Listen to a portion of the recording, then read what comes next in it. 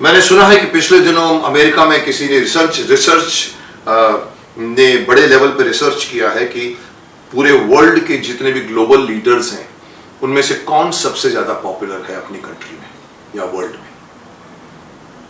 बहुत खुशखबरी मिली हमारे इंडिया के लोगों को, मुझे भी खुशी हुई सुनकर हुई कि सबसे नंबर 1 पर हमारे देश के प्रधानमंत्री आए हैं, नरेंद्र मोदी जी आए हैं।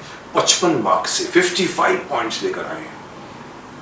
और नंबर 2 पर जो आया है, मुझे लगता है मेक्सिको की लीडर है, जो मेक्सिको के जो प्रेसिडेंट है या प्राइम मिनिस्टर पता नहीं, वो नंबर 2 पर आए हैं। और बाकी सब जितने 15 लीडर्स हैं ग्लोबल वो उनके नीचे आए हैं। और हैरानी की बात ये हुई कि ट्रंप -15 पर आया है। इवन लंदन के जो बोरिस जॉनसन है वो भी माइनस में आए हैं। तो क्या अपोजिशन को नहीं लगता कि आप क्यों विरोध कर रहे हैं नरेंद्र मोदी जी का हर डिसीजन?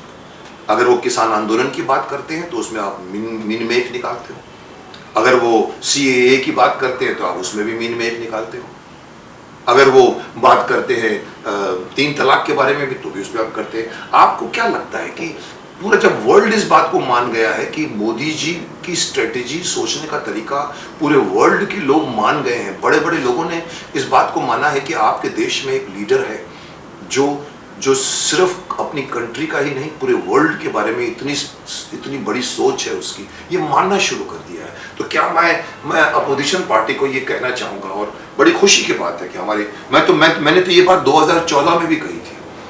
उस वक्त नरेंद्र मोदी जी सिर्फ CM थे, इलेक्शन लड़ने वाले थे, PM पद के लिए उनको नॉमिनेट किया गया था।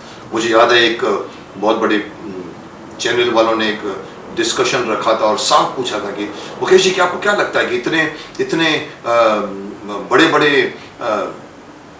स्टॉलवर्ड्स को छोड़कर एक यंग नए कोई PM पद के लिए किया जा रहा है, आपको क्या लगता है?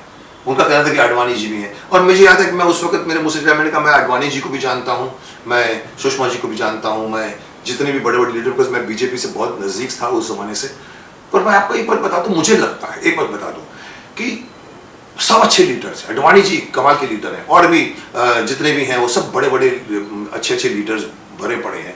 पर जो नवीनता इस शख्स में है, इन शख्स में है, नरेंद्र मोदी जी के शख्स में है, वो नवीनता किसी के अंदर नहीं है। अगर और कोई PM बनकर आता है, देश वही रफ्तार से चलेगा।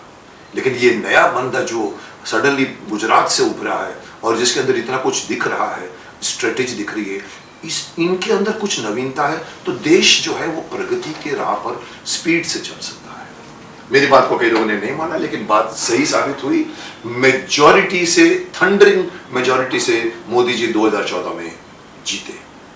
उसके बाद फिर इलेक्शन आया 4 साल के बाद, फिर दूसरी बार जीते।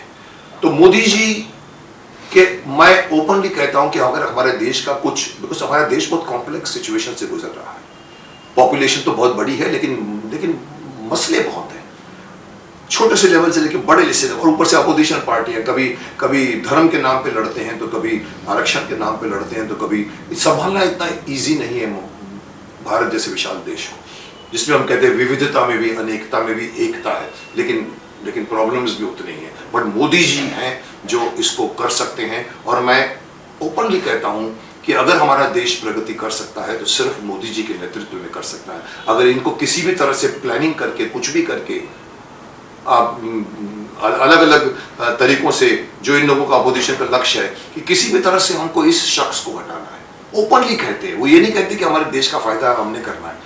अगर उनको हटा दिया तो देश फिर चला जाएगा पीछे, और देश का अगर कुछ भी हो सकता है तो मैं दूसरी बार कहना चाहूँगा मोदी जी के नेतृत्व में ही हो सकता है।